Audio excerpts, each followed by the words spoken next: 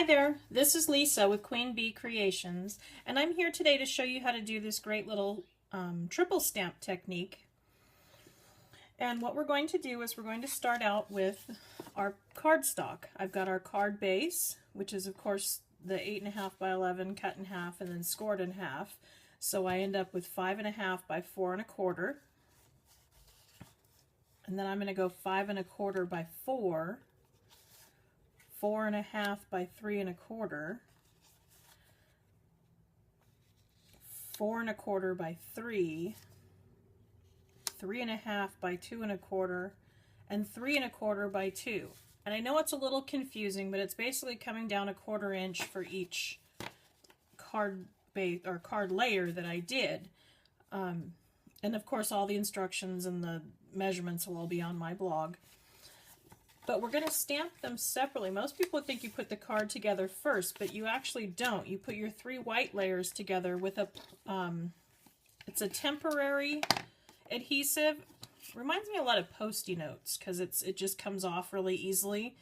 But we're going to go ahead and try to eyeball this and center it in the middle there. And then we're going to use some more of my Post-it note temporary glue, and we're going to center that one there. Now what I'm going to do is a two-step stamping, and that's going to have 2 different colors. Here I've got a So Saffron and a Crushed Curry, and that's because the stamps that I'm using are the Stippled Blossom. Where's my case? The Stippled Blossom set. And each flower has 2 pieces. You have your base, and then you have your detail, and one will stamp on top of the other. A lot of times I'll just eyeball it, but for those of you that want to be a little more particular, we have the Stamp-A-Ma-Jig, and I basically got the Stamp-A-Ma-Jig plastic in here, and I've squared it up in the corner, and I've inked up my top layer, and I've stamped it onto that. I'm going to set that aside because really we're going to start with the lighter color first. So I'm coming in with my So Saffron. And again, just firm, steady pressure.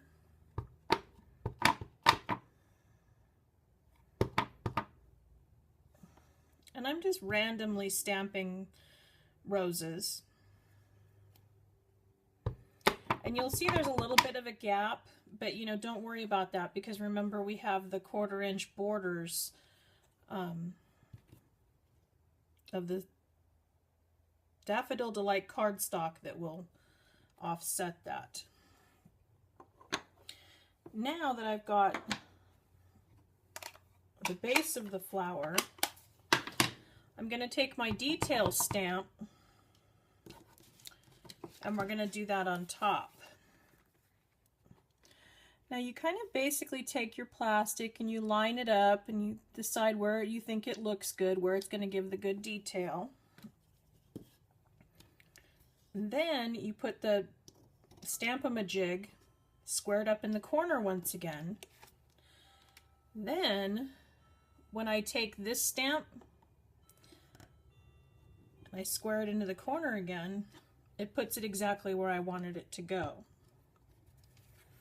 So we're going to do that for the others.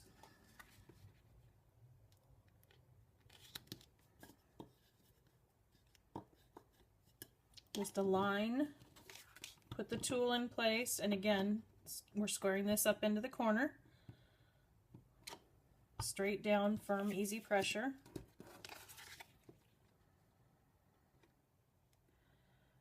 And then our last one.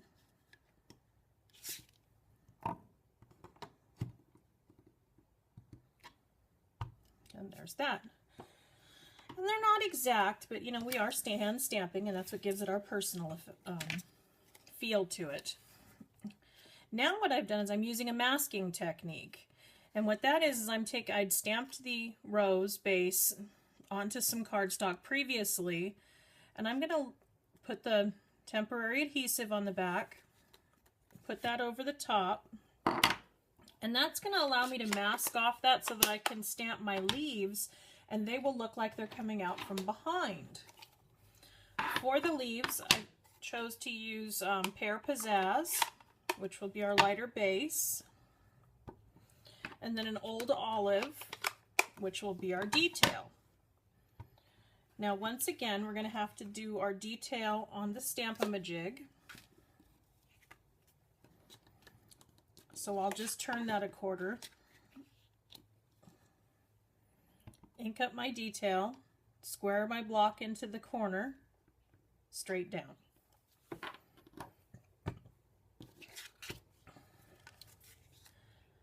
But I'm going to start with my base first. Oh, you got to be really careful not to get it along the edge. When you have new stamp pads, they're really juicy, which is a good thing because they'll last a long time, but you have to be careful not to press too hard like I just did. And then I'm going to have it overlap the flower a little bit, but the cardstock that I'm using as my mask will make sure that it doesn't bleed into the flower itself.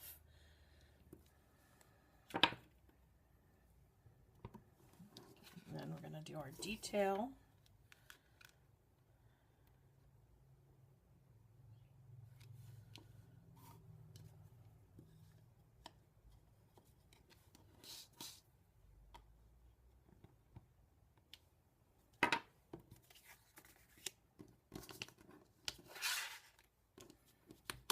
I'm sorry this is taking a little while, but it gives a really pretty effect.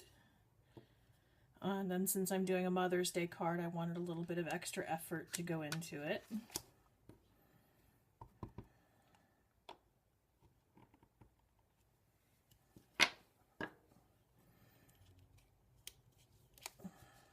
Now we're gently going to pull that off and see how it makes so that the leaves look like they're coming from behind. So we'll go on and do the others.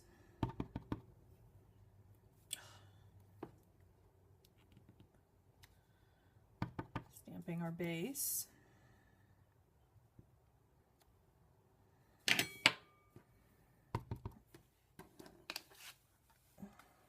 And then we're going to do the detail. And of course yours will come out much prettier because you won't have the camera over you. Somehow that always makes things not quite as pretty. But you're getting the idea.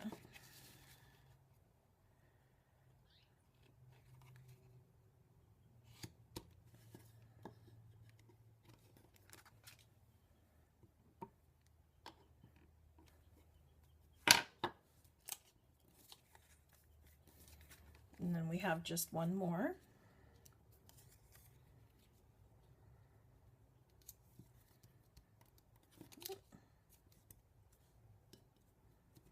Yikes, I'm not quite getting it centered, am I?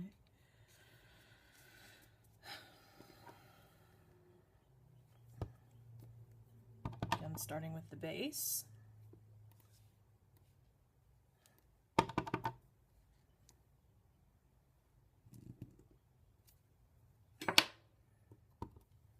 And then our detail.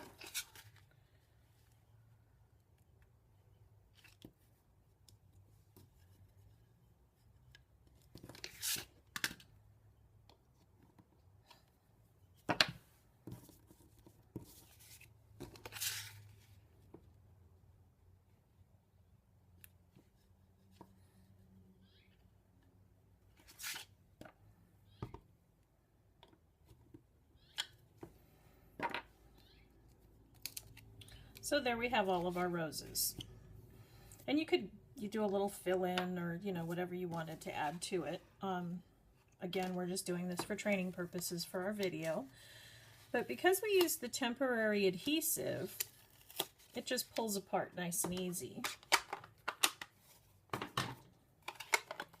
Then we're going to grab our card base and our other pieces. And we're going to use the permanent adhesive. So now I've got my Stampin' Up! Snail.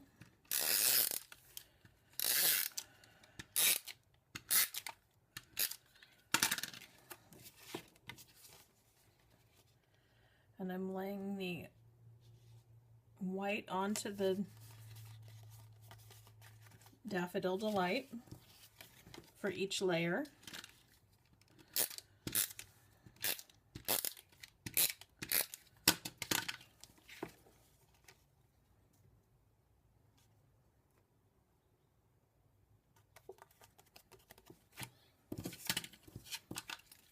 And then finally our last piece.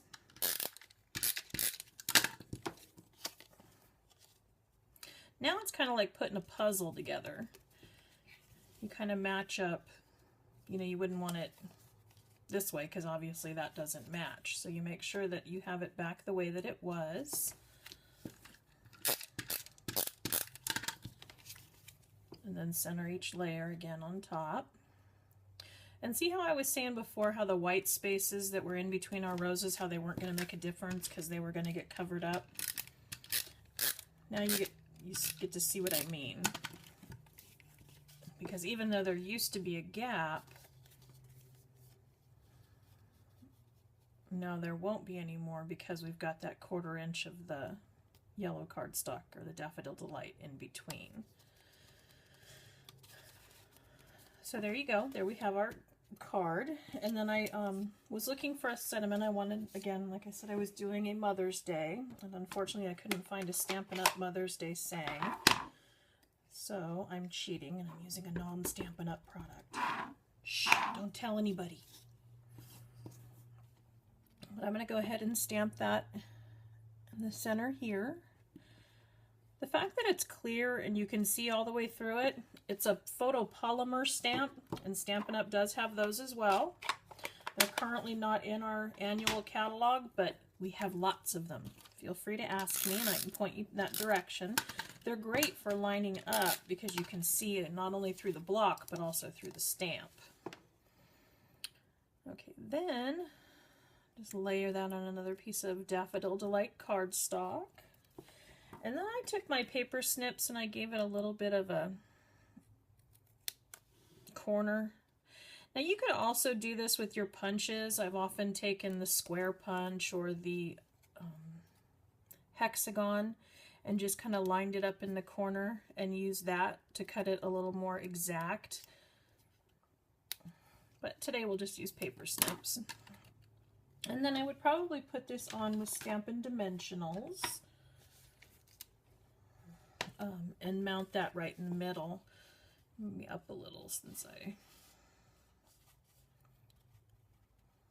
have kind of a hole up there. But anyway, you get the idea, and if you wanted to add a little bit of glitter to the roses, it only gets better from there. I hope you liked today's card. Thanks a lot. Bye.